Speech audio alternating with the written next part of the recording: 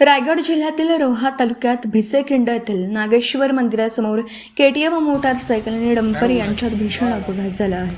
अपघात इतका भीषण होता की डंपर चालकाने मोटारसायकल तब्बल 50 ते 60 फूट फरफटत नेल्याचं प्रत्यक्षदर्शींनी सांगितलं.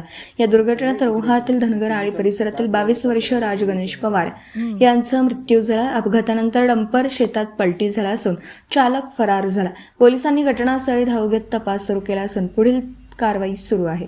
या घटनेमुळे परिसरात हळहळ व्यक्त होते. अपघातानंतर वेस्टेज मटेरियल वाहतूक करणारा डंपर रस्त्याच्या कडेला असलेल्या शेतात पलटी झाला.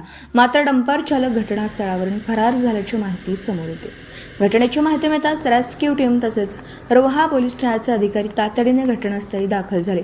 पोलिसांनी पंचनामा करून मृतदेह शवविच्छेदनासाठी उपजिल्हा रुग्णालय रोहा येथे पाठवला.